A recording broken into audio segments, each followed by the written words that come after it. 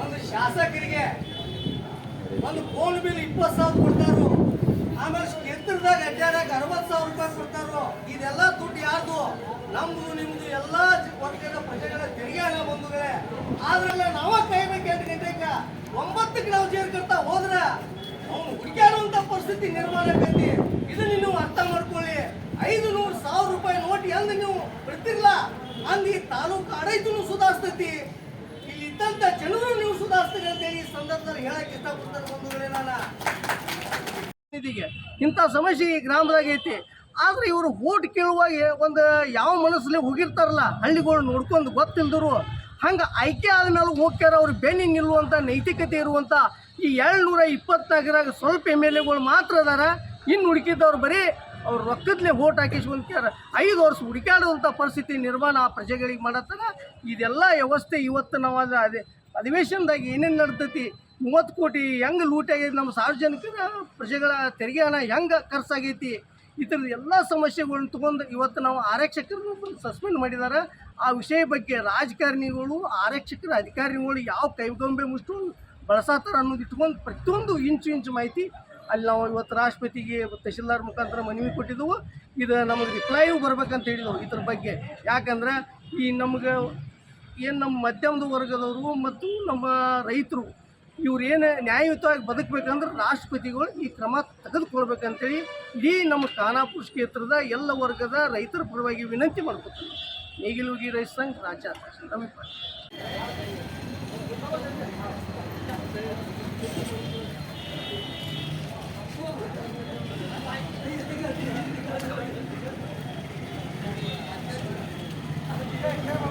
ಬೇಕೇ ಬೇಕು ಭ್ರಷ್ಟ ಅಧಿಕಾರಿಗಳಿಗೆ ಯಾತಕ್ಕಾಗಿ ಹೋರಾಟ, ಕೇಂದ್ರ ಮತ್ತು ರಾಜ್ಯ ಸರ್ಕಾರಕ್ಕೆ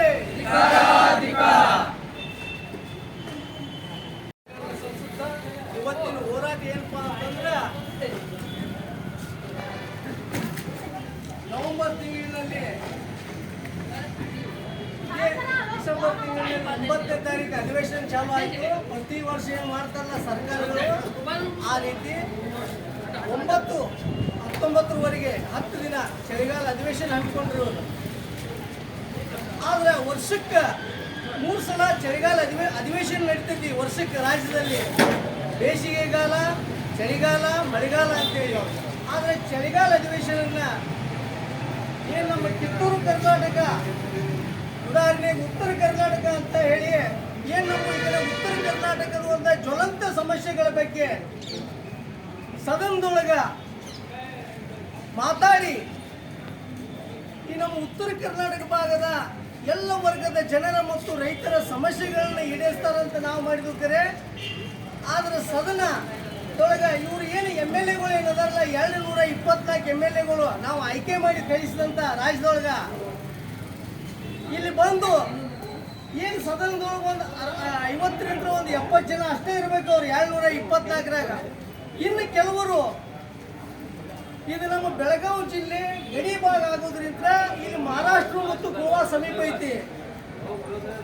ಮೋಜು ಮಸ್ತಿಗೆ ಅಂತೇಳಿ ಇವ್ರನ್ನ ಹುಡುಕಾಡುವಂಥ ಪರಿಸ್ಥಿತಿ ನಿರ್ಮಾಣ ಆಗೈತಿ. ಇಲ್ಲಿ ಪ್ರತಿ ಅಧಿವೇಶನ ಇದೇ ಅನಿವಾರ ಇದೆ.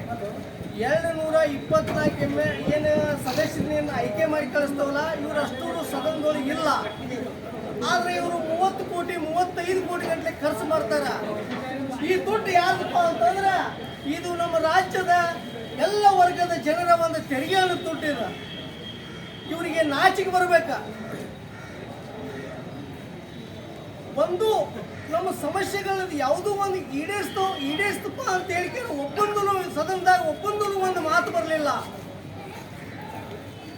ಇವತ್ತು ಕಬ್ಬಿನ ವಿಷಯ ತಗೋರಿ, ರಾಜ್ಯದೊಳಗನೆ ಹೆಚ್ಚಿನ ಫ್ಯಾಕ್ಟ್ರಿ ನಮ್ಮ ಬೆಳಗಾವಿ ಜಿಲ್ಲೆಯೊಳಗೆ ಅದಾವ, ಮತ್ತು ಈ ಉತ್ತರ ಕರ್ನಾಟಕ ಭಾಗದಾಗ ಅದಾವ. ಆಮೇಲೆ ಈ ನಮ್ಮ ಏನು ಭತ್ತ ಬೆಳೀತಾರೆ, ಇಲ್ಲಿ ಸೋಯಾಬೀನ್ ಹೆಚ್ಚು ಬೆಳೀತಾರೆ. ಇಲ್ಲಿ ಬಾಸುಮತಿ ಸೋಯಾಬೀನ್ ಭತ್ತಗಳು ಇತರ ರೇಟ್ಗಳು ತಗೋರಿ. ಯಾವುದೋ ಒಂದು ನಮ್ಮ ರೈತರ ಸಮರ್ಪವಾದಂಥ ಒಂದು ಪರಿಹಾರ ಕೊಡೋ ನಿಟ್ಟಿನೊಳಗೆ ಯಾರೂ ಸದನದೊಳಗೆ ಒಬ್ಬರೂ ದನಿ ಹತ್ತಿಲ್ಲ. ಅದೇ ರೀತಿ ಇದೆ ಒಂದು ಬೆಳಗಾವಿ ಜಿಲ್ಲೆಯೊಳಗನೆ ರಾಜ್ಯದೊಳಗನೆ ದೊಡ್ಡ ತಾಲೂಕಾದಂಥ ಖಾನಾಪುರ ತಾಲೂಕು 80% ಜಂಗಲ್ ಪ್ರದೇಶ ಇರುವಂಥ ಒಂದು ತಾಲೂಕಾಗೈತಿ. ಇಲ್ಲಿ ಮಕ್ಕಳ ಭವಿಷ್ಯ ವಿದ್ಯಾವಾಗೈತಿ ನಮ್ಮ ರೈತರ ಮಕ್ಕಳದು. ಯಾಕಂದ್ರೆ ಇಲ್ಲಿ ವಿದ್ಯುತ್ ಸರಿಯಾದ ರೀತಿ ಒಳಗಿಲ್ಲ. ಇನ್ನುಳಿದ ಎಲ್ಲ ಆಫೀಸ್ಗಳಾಗ ಯಾವುದೋ ಒಂದು ಸರಿಯಾದ ರೀತಿ ಒಳಗೆ ಅಧಿಕಾರಿಗಳು ಕೆಲಸ ಮಾಡೋದಕ್ಕೆ ಮತ್ತು ಇಲ್ಲಿ ಜನಪ್ರತಿನಿಧಿ ಆಯ್ಕೆ ಮಾಡಿದ್ರು ಅವನು ಹೆಸರಿಗಷ್ಟೇ ಸೀಮಿತವಾಗಿ ಉಳಿಯತಾನ ವಿನ ತನ್ನ ಪಗಾರಕ್ಕೆ ತನ್ನ ಇದಕ್ಕಾಗಿ ಉಳಿಯತಾನ ವಿನ ಇಲ್ಲಿ ಬಡವರ ಸಮಸ್ಯೆಗಳನ್ನ ಎತ್ತಿಡಿದ ಮಾತಾಡುವಂಥ ನೈತಿಕತೆ ಇರುವಂಥ ಒಂದು ಜನಪ್ರತಿನಿಧಿ ಇನ್ನೂವರೆಗೂ ಇಲ್ಲಿ ಆಯ್ಕೆ ಆಗ್ತಾ ಇಲ್ಲ.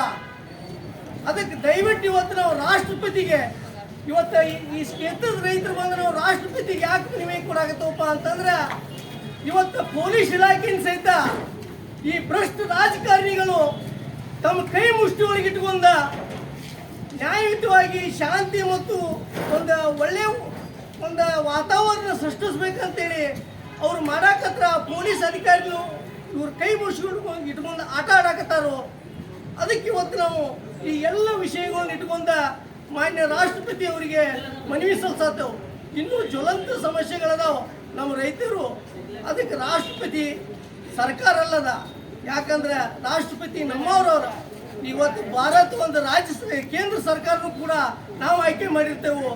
ನಾವು ಆಯ್ಕೆ ಮಾಡಿದ ಮೇಲೆ ಅವರೊಂದು ಆಧಾರ ಮೇಲೆ ರಾಷ್ಟ್ರಪತಿಗಳು ನಮ್ಮವ್ರು ಅಂತೇಳಿ ಅವ್ರಿಗೆ ಇವತ್ತು ನಾವು ಅವ್ರಿಗೆ ಮನವಿ ಸಲ್ಲಿಸತ್ತೇವೆ. ನಾವು ರೈತರೆಲ್ಲ ಈ ಕ್ಷೇತ್ರದ ರೈತರು ಬೇಕೇ ಬೇಕು, ಬೇಕೇ ಬೇಕು.